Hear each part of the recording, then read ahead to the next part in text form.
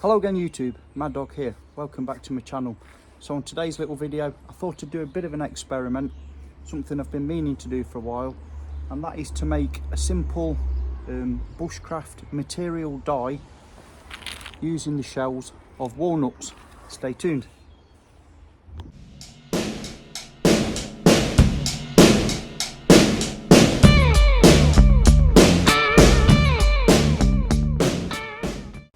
Welcome back. So what I thought I'd do is have an experiment with this. This is a 100% cotton, thick cotton bag that my good lady Mrs. Mad Dog's gone and made for me for my Kelly kettle kit. And the reason I've replaced the original one is the original one was like a plasticky, horrible nylon thing which wasn't quite big enough. And I thought to myself, well, I like all my kit to be multifunctional, functional, multi-use. So if I make a 100% cotton one, then I've got basically a water filter. I've got material that I can char in a cinch if I need to for my next fire mentality. I've got something that I can collect wild edibles in, something that I can collect tinders in, peg them up, fasten them up to dry in the breeze. So it's a multi-use piece of kit. But what I thought I'd do today is, because it's this virgin sort of white cotton colour, I want to tone it down a little ways. And I know that walnuts can be used for this, the walnut shell. Ideally the black walnut works best for this. And the reason I'm using walnuts, I could use coffee or tea or any other sort of semi-natural dyes, even birch. The reason I wanted to try walnuts is, as we all know, walnuts contain a high amount of iodine in the shell. That's where iodine comes from, and as we all know, that's an antibacterial, antifungal agent. So I thought, well, if I dye my bag with something that is already an antibacterial agent that is used in water purification, then that can only be a good thing. So I'll crack these open, excuse the pun, and we'll get started.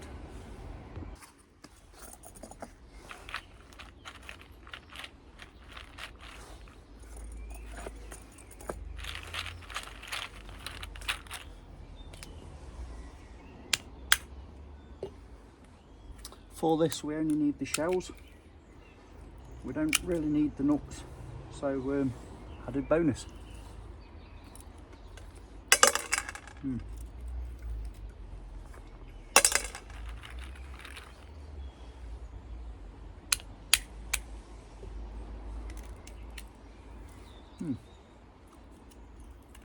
I mean, obviously, if I ate every one of these, I'm going to be even fatter.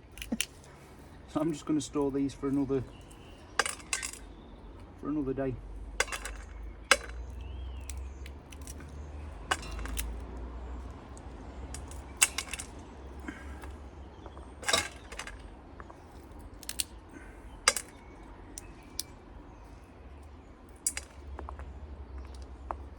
Dropping them onto my mat.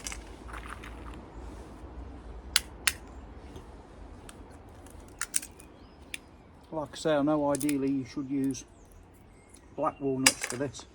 I've never tried this, so it is a pure experiment. I'm not expecting the dye to be a real dark brown, if we get anything. But I thought, well, I'll give this a go, and if I'm unsuccessful, I can also then go ahead and tone it down with something like tea, or coffee, or birch. Getting more nuts in there than shell. That I know works, just to give it an earthy colour. But once I've finished cracking these up, deshelling them, we'll get the fire in the fire pit lit, and we'll start our concoction. Stay with me. Okay, so I've got my pan full of shells, and I'm just going to pound them a bit with the bottom of my TBS flask here.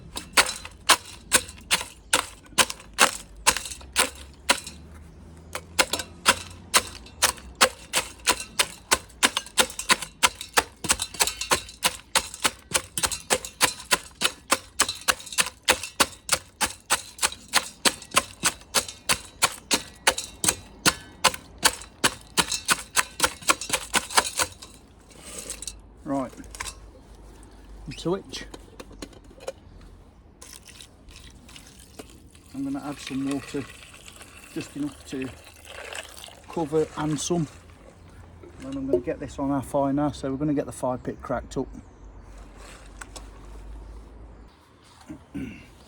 Okay, so in the fire pit I've got some birch bark, some fat wood on a piece of split ash there, just to raise the fire pit because everything's sodden over here in the UK at the moment.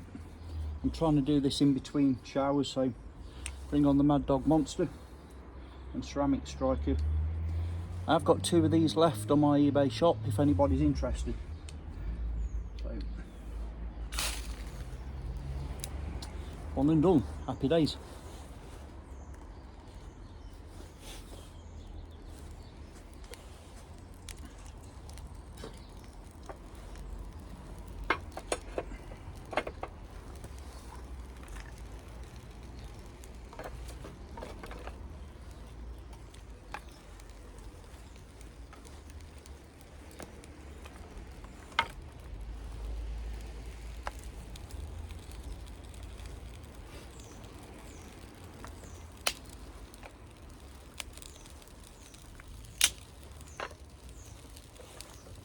We'll let that get established.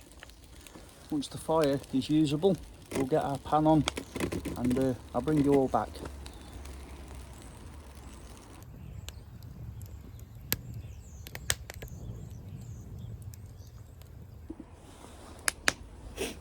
Okay, so let's get this bad boy on.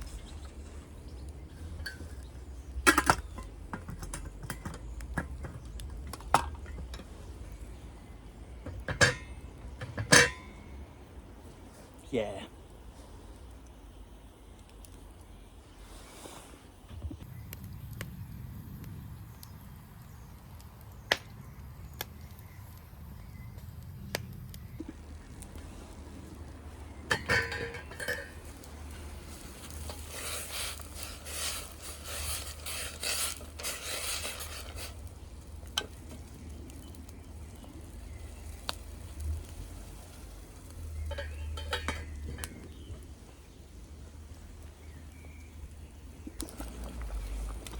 Okay, as you can see, we've got a good steady rolling boil now, and the solution has started to go a nice coffee brown.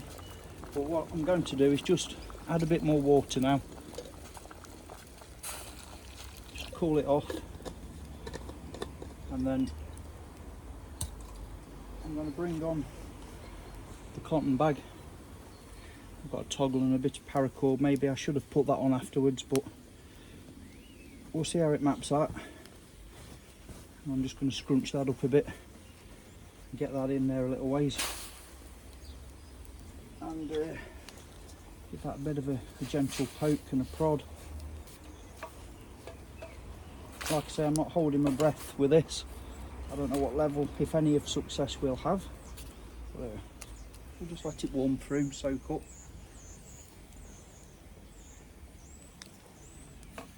It'll probably shrink to about the size of a postage stamp, knowing my luck.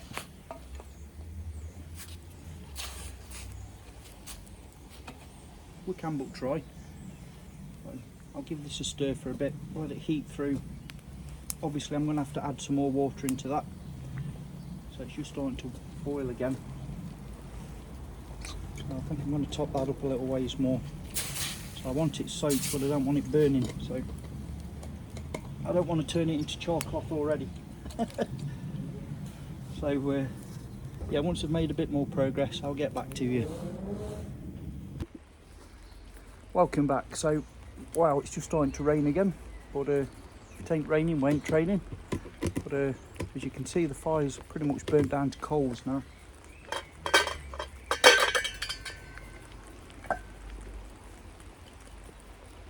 Okay, so whilst on first impressions, it doesn't appear to have done a lot. But what I'm going to do is, before I absolutely get soaked, I'm going to take Yowza. I'm going to take the bag out now, I'm going to rinse it off, let it cool, get rid of the debris. I'm going to peg it out to dry, and then once it's dried I'll take it in the garage and compare some of the original material to this, see if my kit still fits in it, because no doubt it's shrunk somewhat. But I'll get back to you, see what you all think, see whether it's been a success or a fail. But either way, it's been a nice little experiment, something to try, something different. And again, I'm advocating multi-use items. So for now, I'm going to get out the rain, wash this up, and I'll get back to you when this is complete.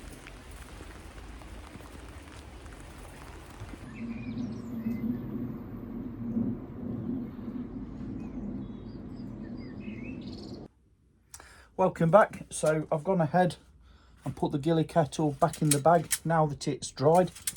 Has it been a success? Yes and no, it has worked, although when I compare the original material colour against it, it's only a couple of shades darker really.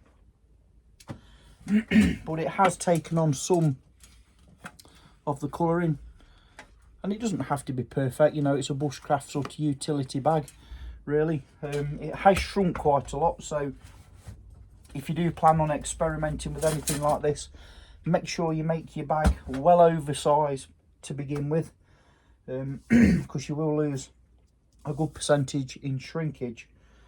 I think, yeah, it's taken the starkness off the original material colour. I think if you had the patience to do this another 2 or 3 times, it would start to take on a more darker earthen colour. But for what I'm using this for, or going to use this for, that's more than adequate. It just takes the whiteness, the brilliance off it.